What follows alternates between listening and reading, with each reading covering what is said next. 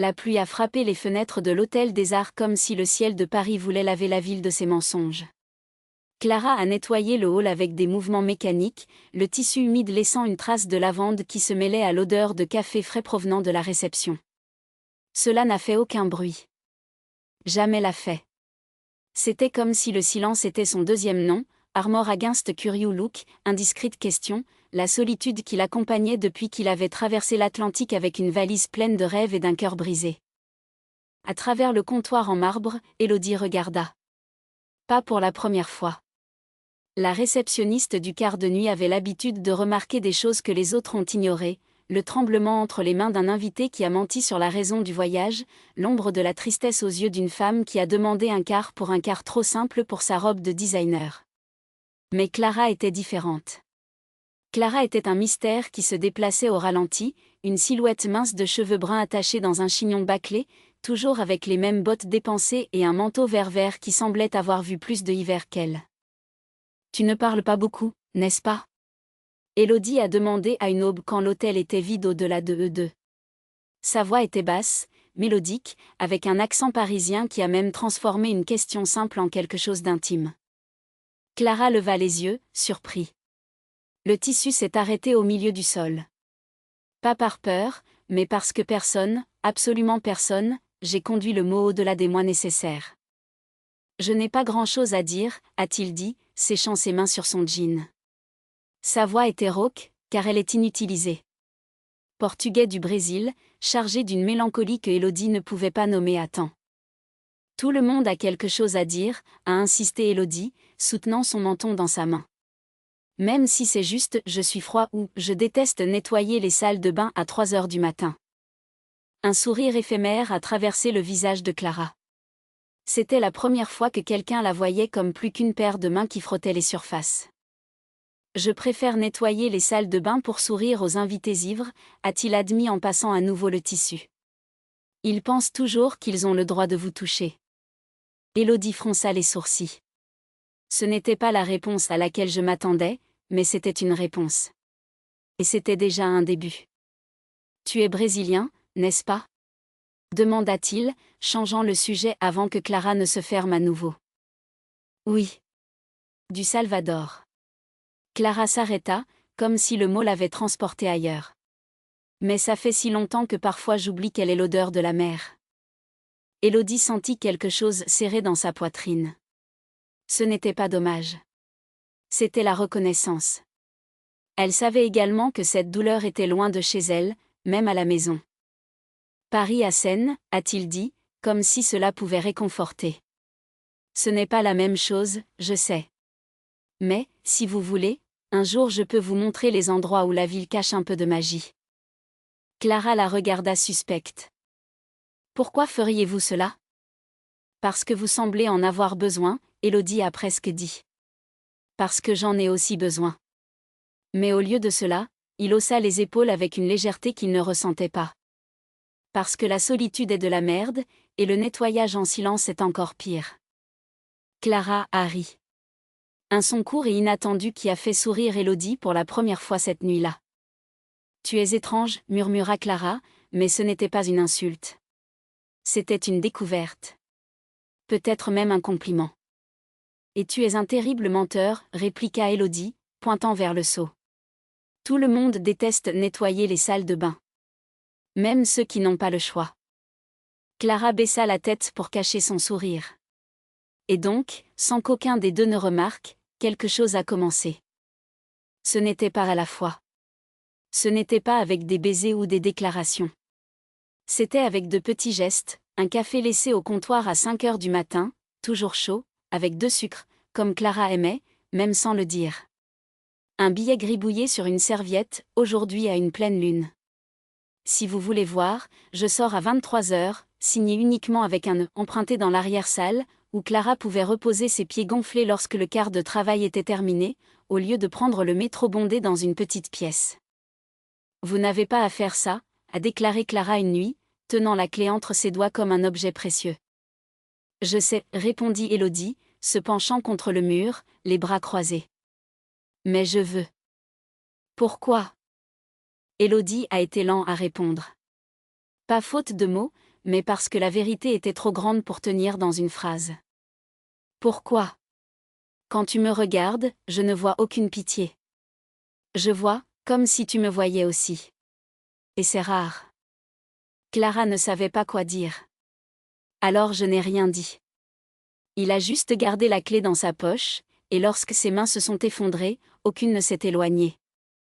Mais Paris, comme chaque grande ville, avait ses fantômes. Et les Élodie étaient plus lourds que Claire ne pouvait l'imaginer. Une nuit, tandis que Clara dormait dans l'arrière-salle, Élodie a reçu un appel.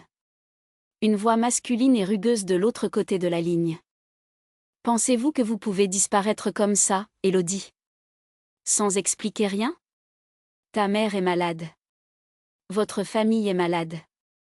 Elle tenait le téléphone fermement, les nœuds des doigts blancs. Je n'ai pas disparu. Je suis partie. Il a une différence. Pas pour nous, non. Tu es notre fille. Cela ne change pas. Je ne suis plus, à tamiser Élodie.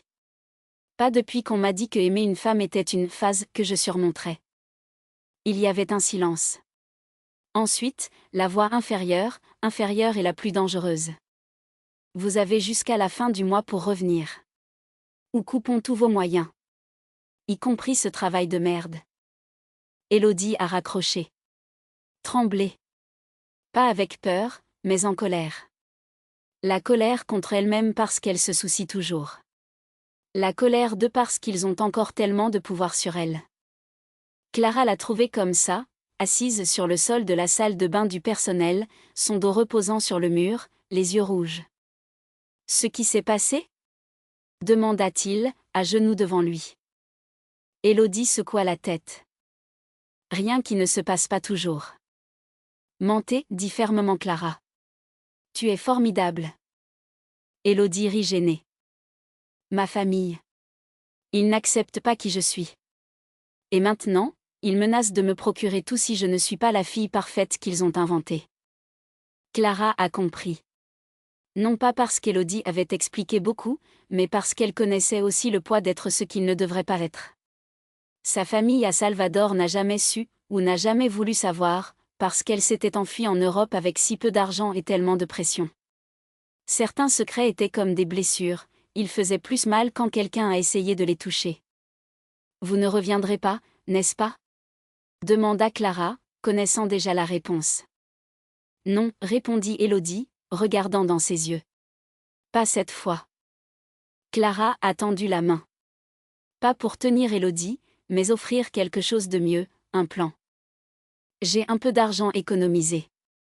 Pas grand-chose, mais assez pour partir d'ici. Quelque part, ils ne peuvent pas nous trouver. Élodie la regarda incrédule. Voulez-vous ça? Pour moi. Clara sourit, un sourire triste et beau. Ce n'est pas pour vous. C'est pour nous. Parce que je suis également fatiguée de nettoyer en silence. Ils sont partis 3 jours plus tard. Pas à la hâte, pas à la peur, mais avec un calme que seuls ceux qui n'ont rien d'autre à perdre peuvent avoir. Ils ont pris un train pour Lyon, puis un autre à Marseille, et enfin un bus pour un village à l'intérieur de la Provence, où le loyer était bon marché et personne n'a posé de questions. Ils ont acheté une petite maison en pierre avec un jardin que Clara a promis de se transformer en verger. Élodie a obtenu un emploi dans un auberge locale, et Clara a commencé à faire des bonbons brésiliens à vendre à la foire le dimanche. Ce n'était pas facile. Il y a eu des nuits où l'argent s'est terminé avant le mois, jour où le désir de la maison faisait mal comme un couteau. Mais il y avait aussi les matins quand Élodie s'est réveillée avec l'odeur du café et du pain au fromage, les après-midi où Clara était dans le jardin et s'asseyait à côté d'elle sans rien dire, juste pour y rester, ensemble, pendant que le soleil était au-dessus des champs de lavande. 1 an plus tard, lors d'une soirée d'été, tout en buvant du vin sur le porche, Clara a demandé. Pensez-vous qu'ils nous pardonneront un jour? Ta famille, je veux dire. Élodie pensa un long moment. Puis il a pris la main de Clara et l'a emmenée aux lèvres, embrassant ses nœuds de ses doigts comme s'ils étaient quelque chose de sacré. Je ne sais pas. Mais nous nous sommes pardonnés. Et c'est plus important. Clara sourit. Et cette fois, il n'y avait pas de tristesse. juste l'avenir. Juste eux. Seul le silence qui n'a finalement pas fait de mal. L'été en Provence avait un moyen d'étirer les jours jusqu'à ce que le temps semble une rivière lente, portant l'odeur de la terre chaude et des herbes sèches. Les fenêtres de la maison étaient ouvertes toute la journée, laissant la brise apporter le murmure des cigales et le bruissement des feuilles de lavande. Élodie avait appris à reconnaître chaque son de cet endroit comme s'il s'agissait de notes d'une chanson que seule elle et Clara pouvaient entendre. C'était dans l'un de ces après-midi paresseux, tout en emballant les livres dans le avant la pièce, qu'Élodie a trouvé une boîte en bois cachée derrière un volume poussiéreux de Baudelaire. À l'intérieur, des cartes jaunâtres, des photos usées et un petit cahier bleu Cadène. En ouvrant la première page, il a reconnu les paroles inclinées de sa grand-mère, Margot, la femme qui avait hérité de la maison et des champs, mais dont elle connaissait à peine l'histoire. Clara appela Théil, le plus fort qu'il ne le voulait, comme si l'air de la pièce avait avalé ses mots. Clara apparusena porta, unda comme maos suja de terra por causa das muda que havia plantado na clamana. A ouvert à Quexa, franzu au seno. Qu'est-ce que c'est? Nao faço idea, Élodie passuos dedo sobre comme carta. Mais je pense que c'est grand-mère. Ninca falamo muito sobrela. Je sais juste qu'elle a vécu ici seule après la mort du grand-père. Clara s'assit à côté d'elle sur le canapé, essuyant ses mains sur son jean. Il a pris l'une des photos, une jeune femme, dans une robe à fleurs, souriant à côté d'un autre, à un chapeau de paille et des yeux qui brillaient même dans l'image fanée. Elle n'était pas seule, murmura Clara, tournant la photo pour montrer à l'Élodie. Regardez ici. Élodie le voue à photo mais perto do holos. Les deux femmes à l'image se tenaient la main, leurs doigts entrelacés d'une manière qui ne laissait aucun doute. Dans le verset, écrit au crayon, Marge et Lucia, était 1968. Ma grand-mère, et Lucia. Élodie sentit son cœur battre plus vite. Je n'ai jamais entendu parler d'elle.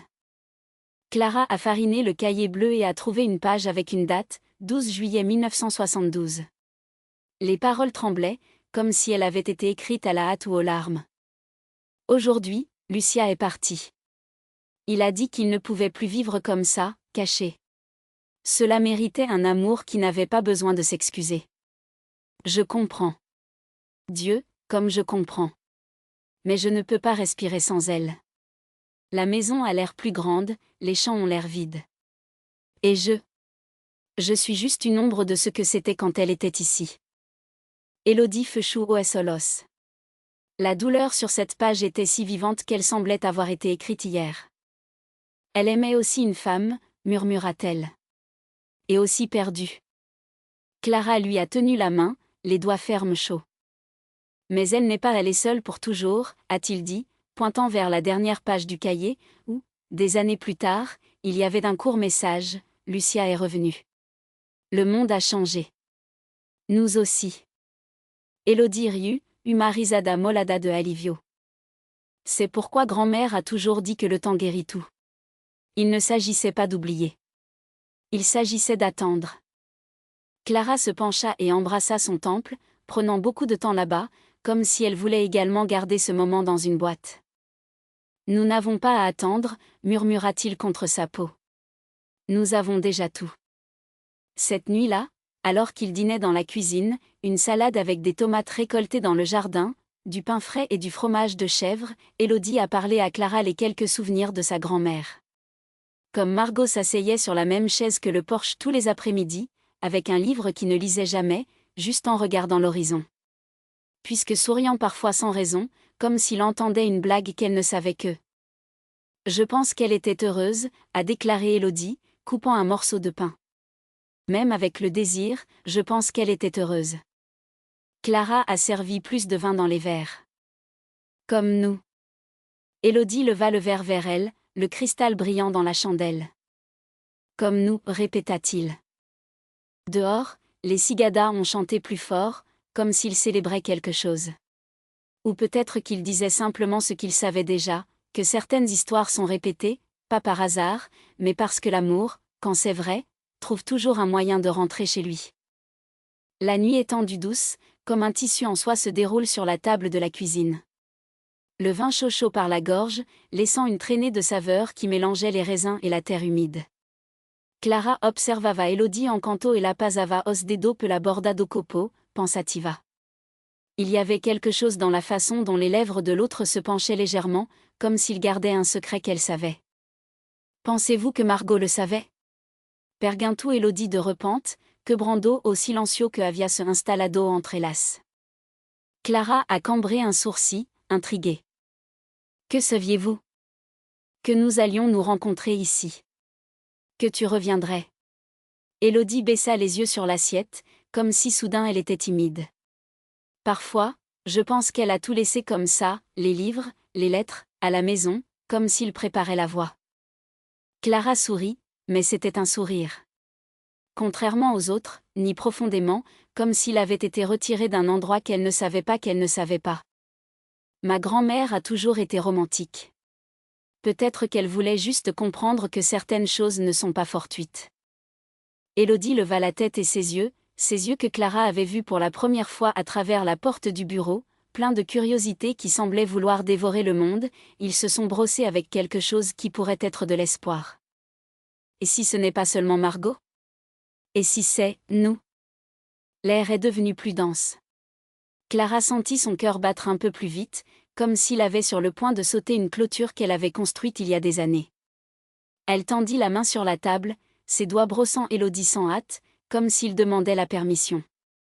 J'ai passé tellement de temps à essayer d'oublier cet endroit, a avoué Clara, la voix la plus basse maintenant. Mais maintenant que je suis ici, avec toi, il semble que tout ce que j'ai fait était de faire des cercles justes pour terminer où ça devrait toujours être. Elodie tourna le paume, entrelaçait ses doigts dans Clara. Le toucher était chaud, ferme, comme un mouillage après une tempête. J'ai pris beaucoup de temps à comprendre, murmura-t-il. Je pensais que tu n'étais qu'une femme qui a passé les couloirs sans bruit. Jusqu'au jour, j'ai réalisé que le silence de nous était le même. Comme si nous parlions la même langue sans mots.